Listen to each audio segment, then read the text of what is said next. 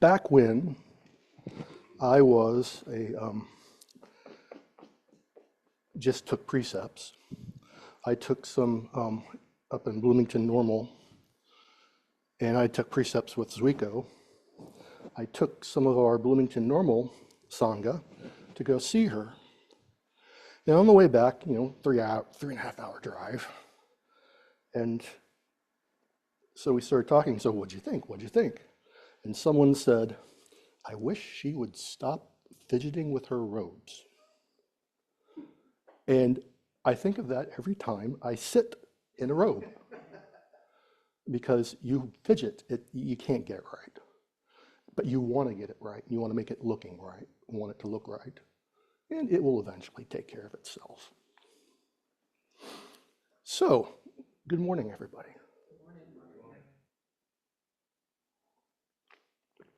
A while back, I saw this cartoon that made me really laugh about Zen. It was an airplane crashing on flames, big hole in the fuselage, and there are all these people holding on to the arm rails like this, screaming their heads off, except for one lady. She was very nice, very calm, and she said, have I told you about my meditation regime? It gets rid of all stress. That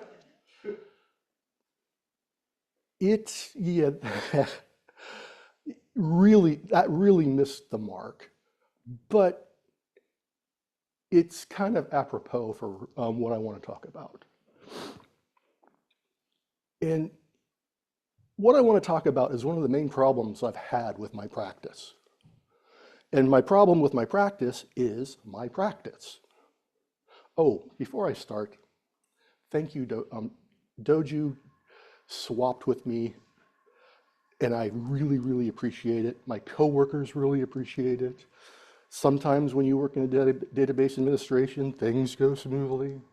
Sometimes they go horribly wrong. This was horribly, horribly, horribly wrong. And you allowed me the freedom to do what I needed to do. And so I appreciate your generosity of switching.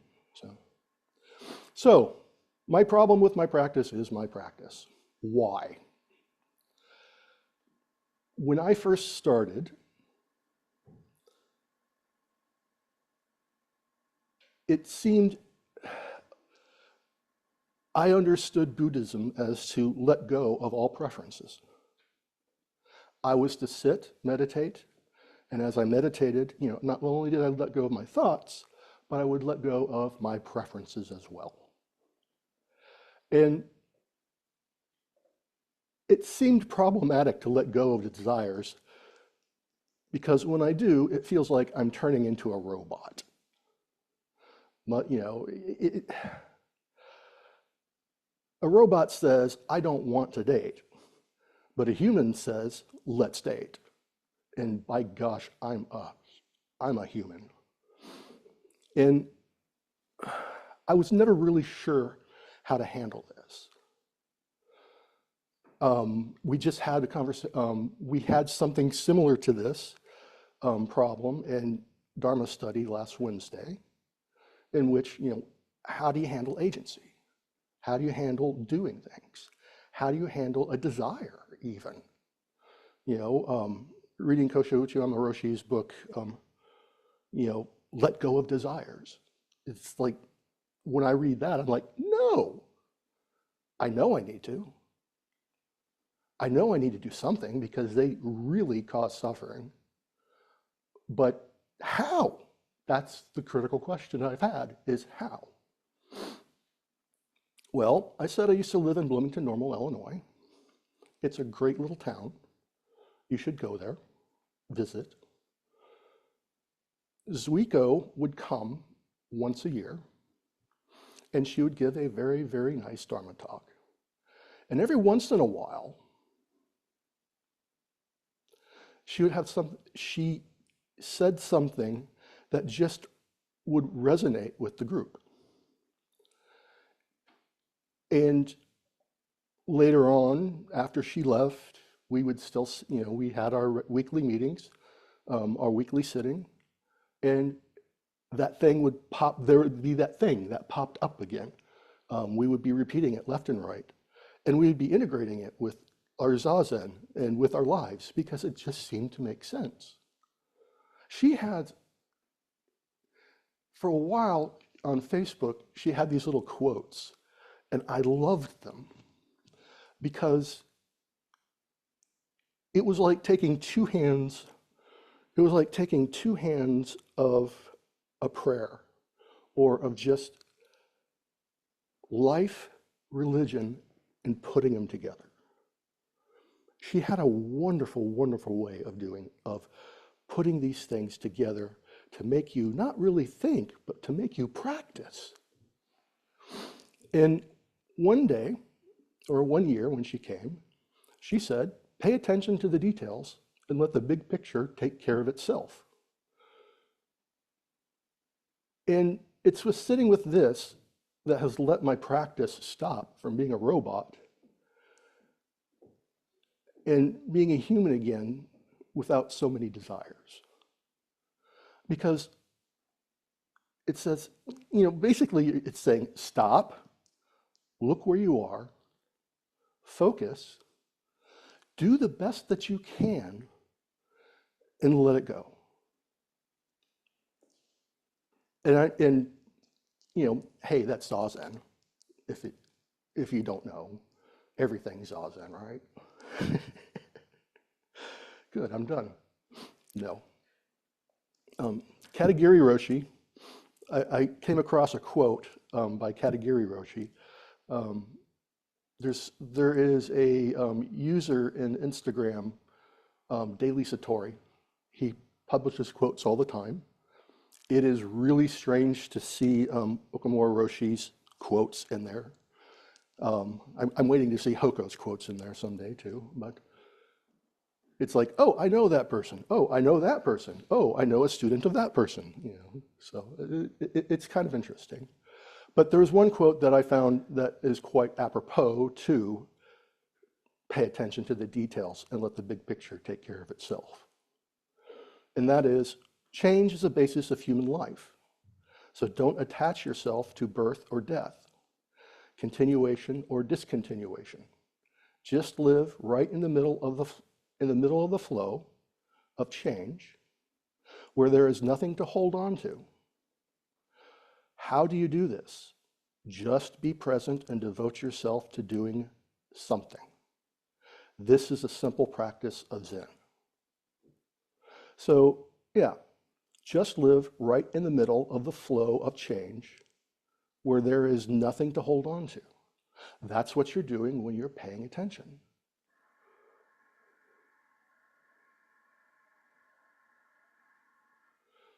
What are you doing? You're just, when you're paying attention, you just focus on the details. You're present with the world right now, right here.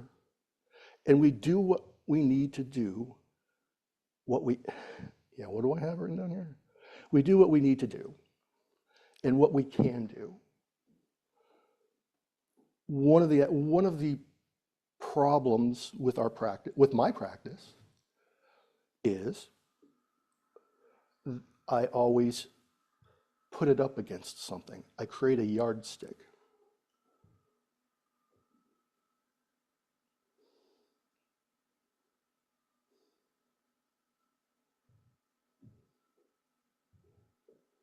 I go at something and think I have to do something a certain way. I was having a conversation with Hoko Friday in which I was saying that the only thing that I was really nervous about for this Dharma talk is I feel like I need to nail it. I need to get it right so I can at least say, hey, I have something there that I can do, and I've done it 3 times in a row consistently. And let me ask you guys this. Is that paying attention to the details and letting the big picture take care of itself? No, it is not. It is going at this with the big picture in mind, and that's not something that I need to do. It's something that I just need to sit with. It's just something, this is just my practice. This is just what it is.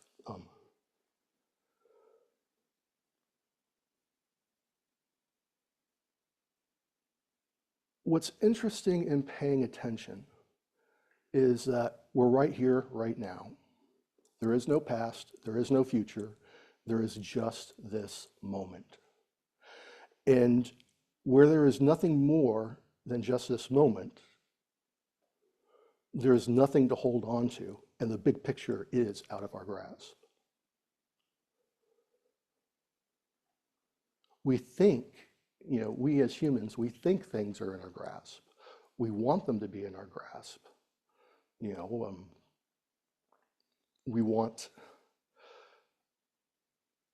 want a lot of stuff. What do you want, right? We all have that thing that we want so desperately. We want money, a car, fame, a job, a good job, the job that I really, really want. And they're not really in our grasp. The only thing in our grasp is right here, right now, just this moment. And I did say there's no time or there's no past, but past keeps coming in.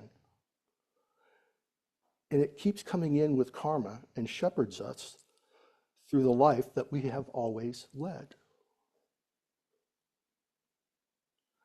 And it's by paying attention to the details.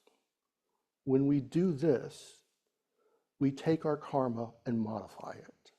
We don't really follow what we used to do. And by doing that,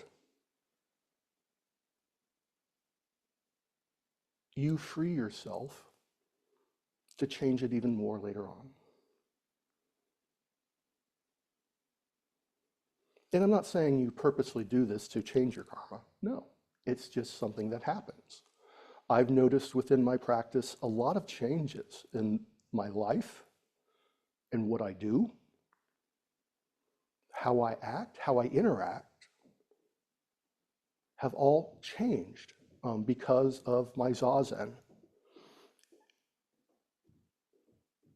And paying attention to the details and letting the big picture take care of itself is nothing other than Zazen off the cushion. Like one really good example I can give you, and I just did this the other day, like a day ago, 1 or 2 days ago. You ever have that situation to where you're continually dropping your keys? You go to pick up your keys, you drop them, you go, crap. And you go to pick them up again and you drop them again. Or my favorite is I accidentally kick them as I go to pick them up. And this repeats over and over again, right? That's one small situation. The one that I was having is I was cooking and I had these packets that I was trying to open so I could pour the sauce into the food that was frying, and I couldn't get it opened. I go on one side, it wouldn't open. Go to the other side, try to get that open, it wouldn't open. It was one of those things to where you peel, and it's like a triangle, and you could try to peel that triangle. Nope, not opening on me whatsoever. So I go and I get scissors, and I try to cut it. These are normal scissors, so I don't want to get food on the scissors. So I try to cut it in a way to where it doesn't get the food, and it gets one little bit. And if you squeezed it, it would go all over everywhere else, but not onto the food, right? And so it turned it over again, tried to cut it again. Nope, one little bit. And then it's like, heck, okay, I gotta get food on these scissors. And then you just go, and you get everything into the pan. Mayhem is the only way I can describe it. But as I have been doing this for years, but one of the things that I noticed is I now go, okay, I need to open this, pay attention, what do I need to do? I'm paying attention to the details here. I'm paying attention to what I need to do. One simple little example, and okay, How does that help me with my karma? My karma before my practice would have me go, boom, and just throw it away and do something else. Now it's like, I would have immense frustration in doing this. Now when I do this, I have immense frustration, but I don't throw it away. I slow it down. I pay attention. I practice. I pull my practice in there with me and go, okay, this food is me. I am this food. I need to do things slowly. And if it doesn't work out, oh well. That's one small example.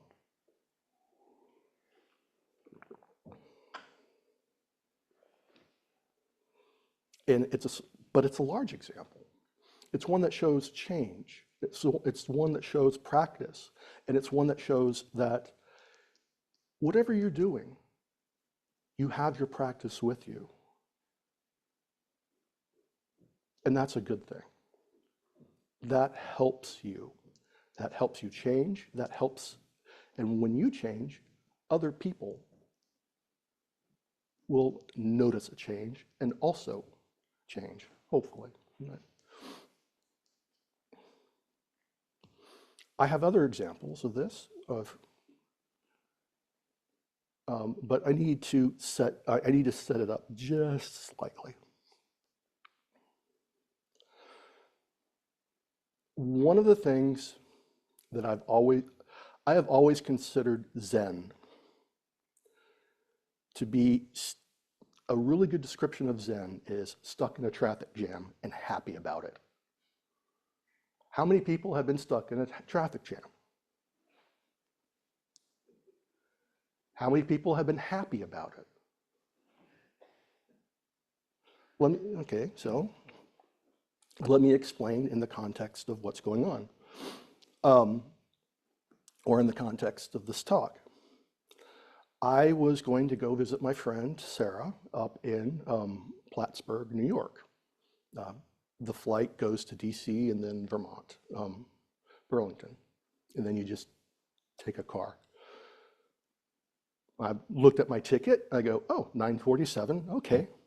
I get there at 8:47 in Indy. It's an hour drive. And I go up to the front desk or the front counter, and she said, they're just boarding now. I'm like, excuse me? The flight is just boarding now. I look, I went, oh no. I was looking at the departure time of my next flight in Chicago. So I was like, oh dear. And then she started going, well, let's see if we can get you on a flight later today. And she's doing all this, and I'm like, you know what?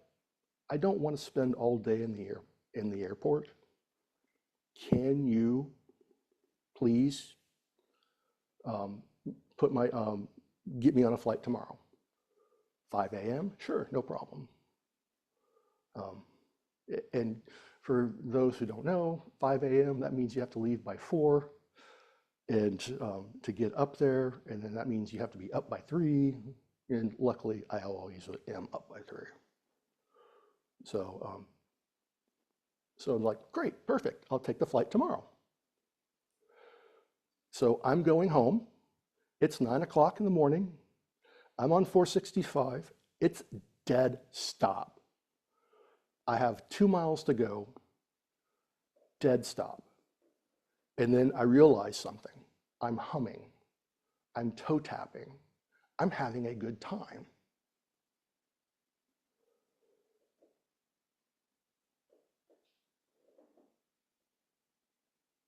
I shouldn't be, but I am. What's more stressful than missing your flight, having to book another one, call other people to let them know that you're going to be late, and then on top of all of that, you get stuck in traffic. You get stuck with everybody, trying to merge, trying to get in, trying to move over. This is my space. And no, Zen is being stuck in a traffic jam and being happy about it. You have those things happen. And what do I mean by this? So what do? You're driving. You're paying attention to the road. You're paying attention to the people around you. And you're letting people in. You're calculating other things like, oh, if I let this person in, that will give us enough room, and then the person behind them, they will have enough room for behind me. You're doing what you can with that situation. And it seems kind of dire because it's like you're paying attention to the details in which there is no way out of the traffic jam. It's just, it will eventually dissipate. You know it will. 2 miles down the road, it'll go away. That's fine. But what are you doing? You're paying attention to the details and letting the other, and you know it. You're paying attention to the details and you're letting the big picture take care of itself. You just do what you need to do in order to do what you need to do. And I have been thinking about this Dharma talk for a long time. And I really do love traffic examples. Because for traffic, I'm an angry driver, I admit it.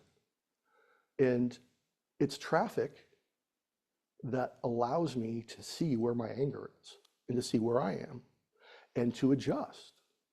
I'm not going to go out and say, hey, I'm an angry driver and be angry all the time. No. It's like, oh, I am angry. Okay, I better calm down and pay attention.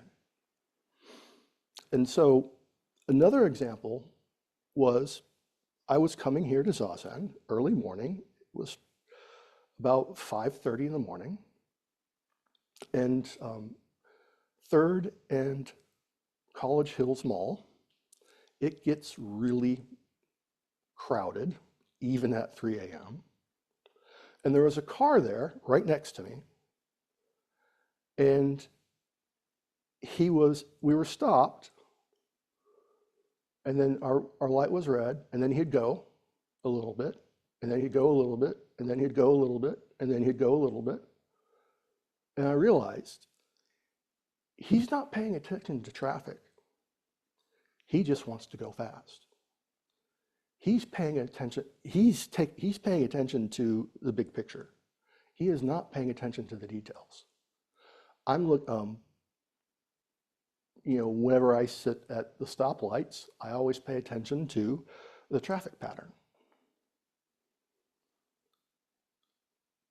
So I knew when it was our time to go. I was just paying attention. And then I was able to go. He, on the other hand, was not. He was stuck in his head. He was suffering. So those are some examples that I would like to give as paying attention to the details.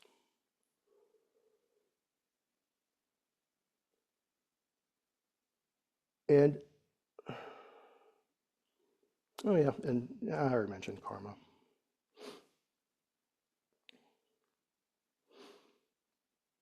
So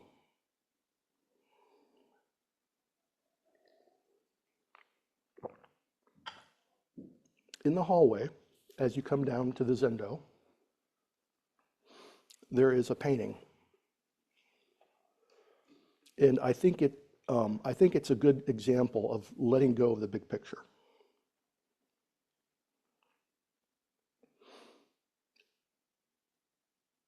The painting, I don't know who it is. I don't know what the real purpose of the painting is, but I enjoy it in the sense that it's a person holding some sticks. We'll do this. Holding some sticks up against the infinite void.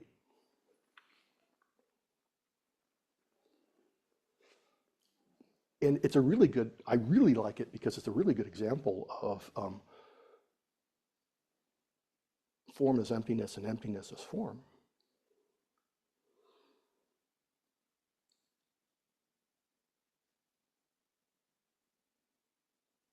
And I also like it in that behind him is a tree, or beside him is a tree, which is another stick that we hold up. We hold these sticks up all throughout in order to measure the world and to measure the world and to get through it. We do have to do that from time to time, but we make the confusion, or we make it confusing in the sense that we take these sticks as being real. We can take that stick and hold it up to the void and see that everything that we have matches to that matches. We could also see where it doesn't match. And then what do we do? Yeah, you have a new hypothesis. We're holding it, and that's what we're doing. That's what we're doing with the big picture. We're holding up a yardstick to life. We're holding up that yardstick to life, and we can't do that because it doesn't always match. That lady in the airplane was holding up a yardstick to the situation, and it didn't match. Because I don't care who you are, if your plane's going down, you're screaming. You know, Uchiyama Roshi says death is painful. It's going to be painful, no matter what we do. And yeah, why not scream? Why not scream while you're at it? One of the things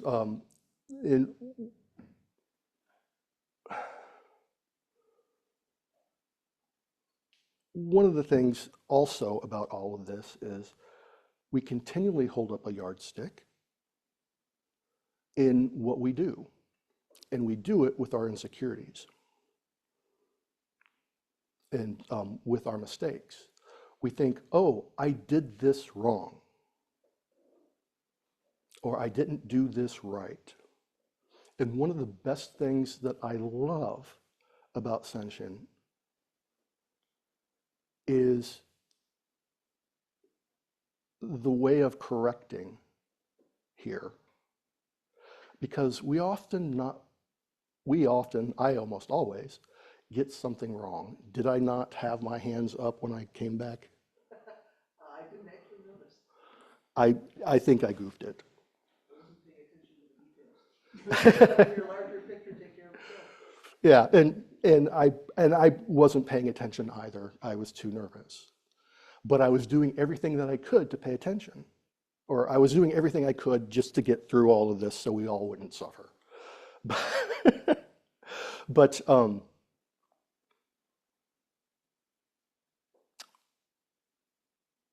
we tend to hold that yardstick up against the things that we do. And one of my favorite things is Dogen would say, no obstruction. So the other day, I went to put out the candle here to the Buddha altar after service. I wasn't paying attention to where I was, and I knocked over the fully refreshed incense bowls, both of them, and made a humongous mess on the floor and on me. I think I still reek of incense too. But I made those mistakes.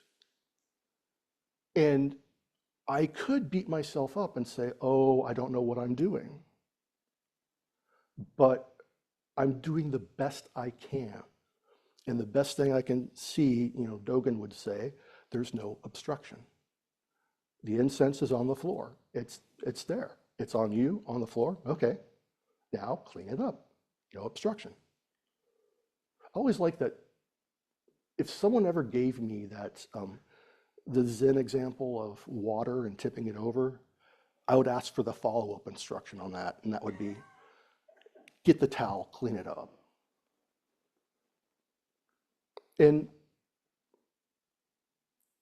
and if you really think about this, with karma, with what we do, as we change our karma, we're changing ourselves. So we do the best that we can when we're paying attention to the details and letting the big picture take care of itself.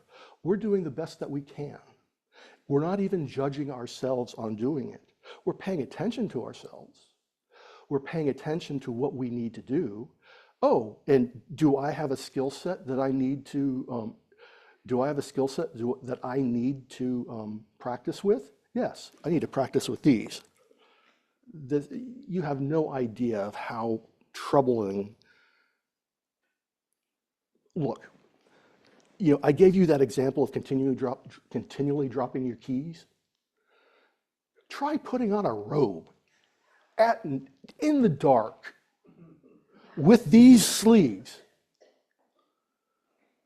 Yeah, if you can get it on, good luck, right? But you're doing what you can, the best that you can, and it takes time. I have been sitting in this robe for a year. I still can't get it right, but I'm making progress, and I'm not worried about it because all I'm doing is my zazen. All I'm doing is paying attention. All I'm doing is getting rid of that big picture and doing what I need to do right then and there. This relates to mistakes. We make mistakes all the time. I love mistakes because mistakes tell you exactly where you are. But at the very same time, our yardsticks keep popping up, and we say, oh, I made this mistake. I'm not that good of a person. And that takes us away from where we need to be. We need to be present right here, right now. And when you make that mistake and hold up the yardstick, that takes you away from there.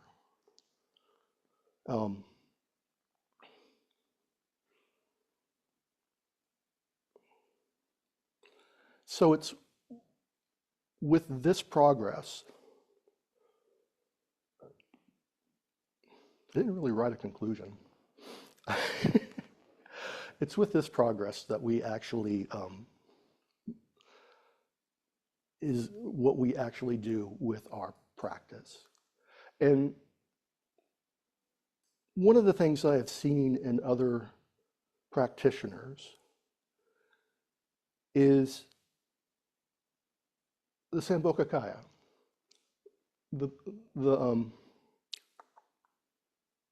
Oh, help me out here, please.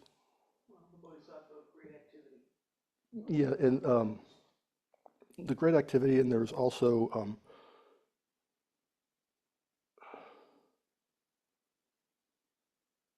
yeah, and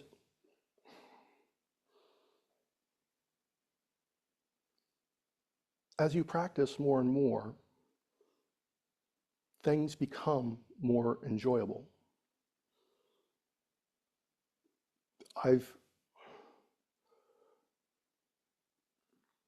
And it's really weird little things too. One of the things I've noticed is like I'd go by a bush, and it was starting to develop and grow flowers, and you could smell it. It's like 6 in the morning, going to the coffee shop, you smell this bush, like, oh, this is a nice thing to smell. This is enjoyable. You get your coffee that you ordered. It's like, oh, I got my coffee. This is kind of nice.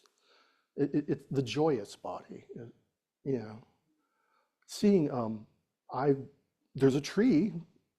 Everything's about the coffee shop because coffee shop and driving. Can you guess what I do all the time?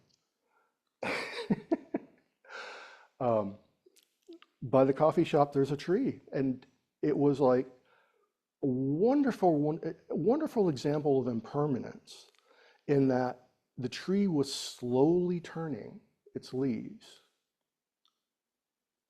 And it was just it was very enjoyable to see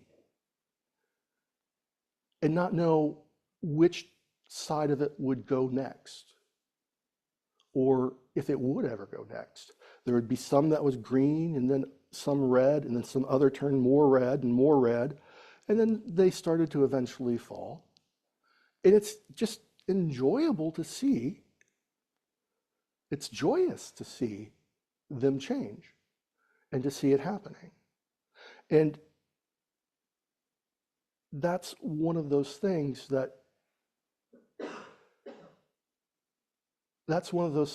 I would not be able to see if it wasn't for the fact that of my practice and taking it off the cushion, focusing on my details.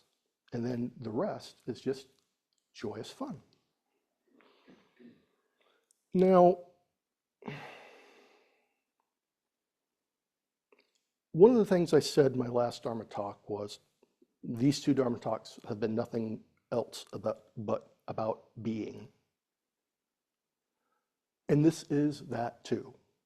This is living your daily life. This is being in your daily life.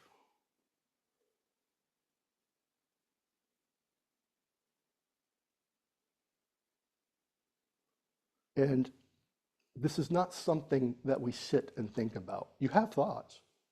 They're part of it, but you have to actively do things. You have to be actively present with the future. We already are present with the future, but because of the situations of our lives, we replaced most of life with a yardstick, hunkered down against the void.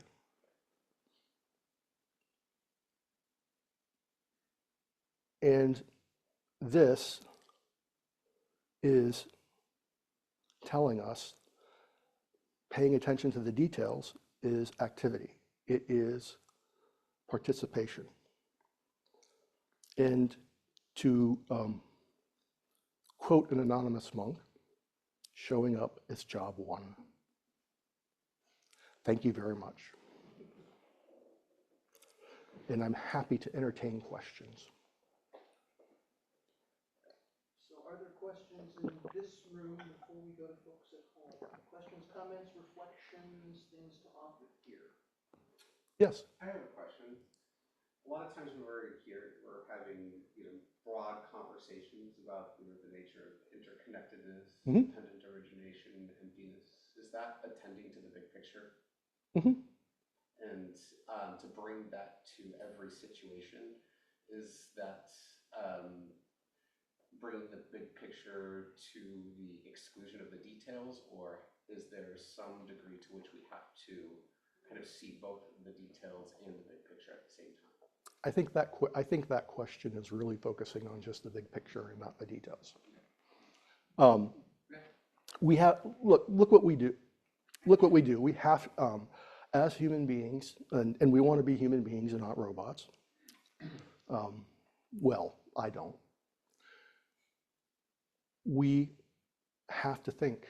We have to understand. We have to build our own little yardsticks in order to get along in life. But just like the comic I described of the airplane crashing, sometimes it's appropriate and sometimes it's not. And that's one of the things of, wisdom, prajna. And it's something that we have to figure out. If you haven't noticed, I have been giving examples of all my life in my practice, and I don't expect any of you to have the same thing happening. You might see something, and you might see something that I'm providing, and put a yardstick to it, and goes, "Oh, that matches," or not. That doesn't match. I really wish I had a yardstick now, but in and of itself, there's both there with you, right? Because remember, suffering, enlightenment and suffering are the same. So we have the big picture. We have it in mind. We talk about it all the time. And we also have the details. But if you look at what you do, when you do it, if you just focus on the details and let the big picture handle itself, things can go a little bit better without suffering. It's sort of like, it's another one of those things that you take a problem, you divide it up, and you conquer. I want to get to point A. How do I get there? And you figure it out.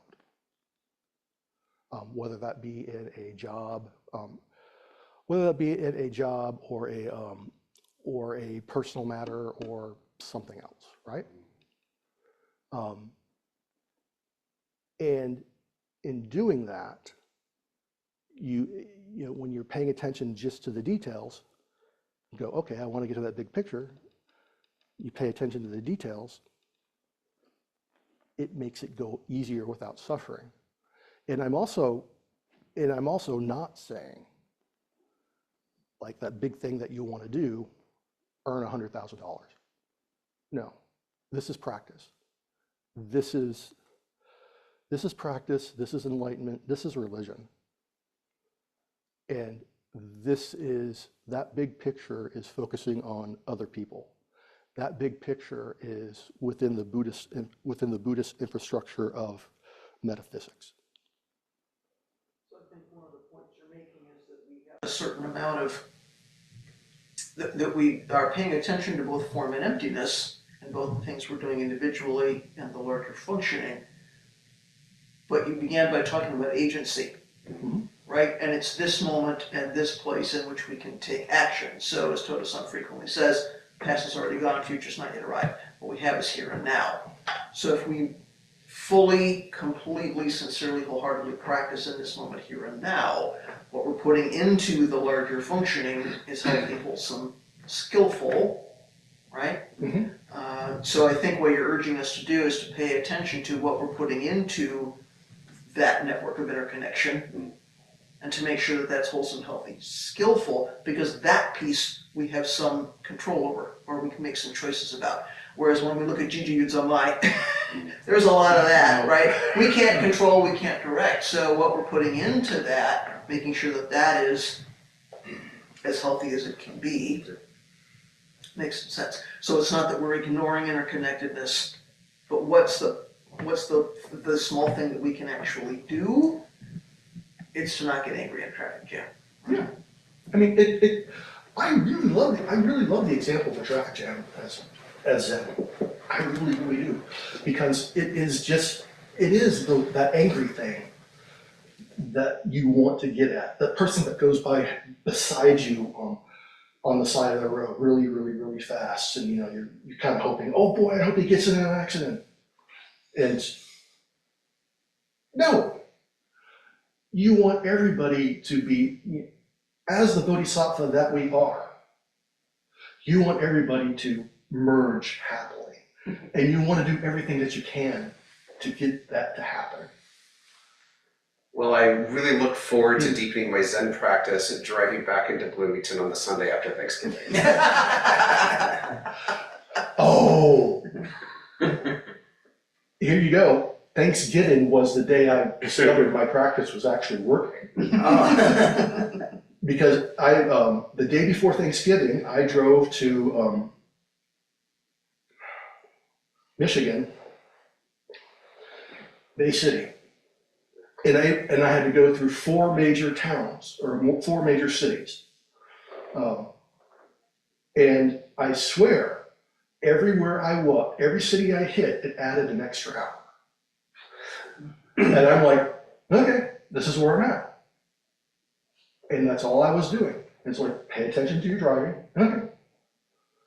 Crap, I have to pee. I'm in the middle of nowhere, and it's just nothing but a traffic jam. And it's like, oh, thank goodness we're at a gas station. So yeah, that's when I discovered it was actually working. Funny side note, I'm still trying to work on the wording, but I want, you have a status message in Slack, and I want to write, this message was written in the past, so you could read it in the future, so that someone in the future could read it in the present. There we go. Other comments, questions, reflections in the room? Ritoku. It's ironic that you bring up traffic jam, because I'm extra tired this morning because I came in very late because I was stuck running I-70, and this was not a traffic jam. This was engines off, road closed, no one's moving for several hours because of a major crash of two semis Ooh. in a construction zone. Oh And dear. there's no side roads for the emergency vehicles to get in. So it was a perfect opportunity to have about 3 hours of zazen in my car. So you practiced before you got here this morning? But there's only one car. I had a, There's only one car. there's only one. There was one time when I was working at a bar in downtown Dallas, that I-30 was all shut down. I mean, first it was a traffic jam, and then it's total stop. And when I was in the traffic jam side, my coworker, one of my bartenders, was right next to me, and I happened to have a big bag of Oreo cookies. So I rolled down my window, and as she would come by, I'd throw an Oreo at her. And Traffic jam Olympics. they're fun. They're fun. Other things in this room? All right, maybe Doja, you want to manage the folks online, because you can see them probably better than anybody. Anything from anyone? Folks at home, questions, comments, reflections? Oh, come on, Beth, you have a question. Anyone stuck in traffic? Yeah, is anyone stuck in traffic?